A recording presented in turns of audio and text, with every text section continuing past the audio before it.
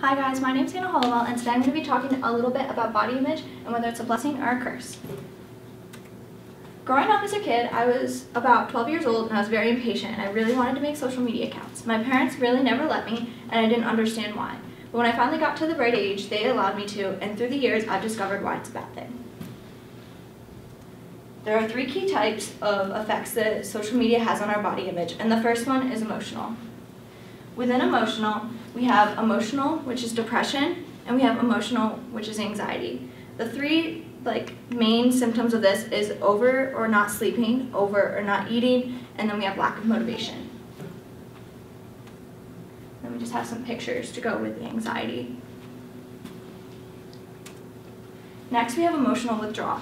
A lot of times, if someone is depressed or if they have anxiety, they will start to withdraw from their life, which means they'll start staying away from their friends, their family, their peers, they'll start withdrawing from their regular activities. Next, we have our mental effects. One of the largest mental effects is eating disorders. A lot of people see this as just a physical disorder because it affects the way you look, but it's actually a mental disorder. We have three types of eating disorders. We have anorexia, which is starving yourself. We have bulimia, and we have binge eating. Binge eating and bulimia are when you eat a lot at once and then you feel guilty, so you make yourself throw up to prevent the weight gain. And within mental, we also have depression, which is a mental disorder, which I've stated before, is over or not eating, over or not sleeping, and we also have the lack of motivation.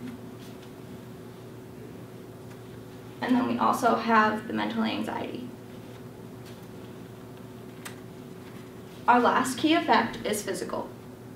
This is probably one of the biggest effects.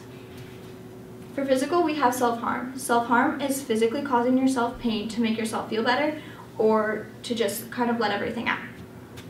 For self-harm, we have different types, and we have, a lot of people will either cut themselves, they'll burn themselves, or they'll physically starve themselves. And then the other physical disorder is eating disorders. And like I said before, a lot of people just jump to conclusions that it's just physical, but it is also mental.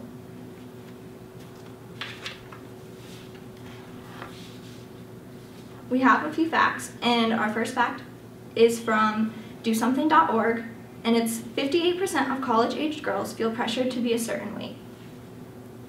Next, we have that each year millions of people in the US are affected by serious and sometimes life-threatening eating disorders. More than 90% of those afflicted are adults and young adult women. This is from Teen Health and the media. We also have one that is kind of with mental and emotional, and it's the more time on Facebook, the more women will feel compare their bodies with those of their friends, and the more negative they will feel about their appearance, and that's from BBC News.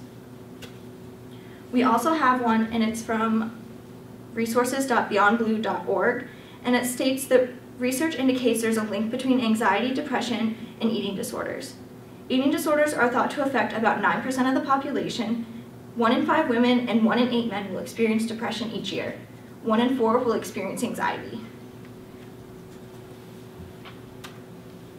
Next, we have the Suicide Prevention Lifeline. This is open 24/7, 365 days a year. And if you or a loved one have any thoughts of suicide, causing yourself physical harm, or if you are contemplating anything that could physically cause harm to you or someone else, call the number 1-800-273-8255. Next, I would like to state my last few sources. I used JustSayYes.org, BBC.com, NationalEatingDisorders.org, BBC.com, and DepartmentOfWashington.edu. Thank you for listening, and please stop bullying. Thanks, guys.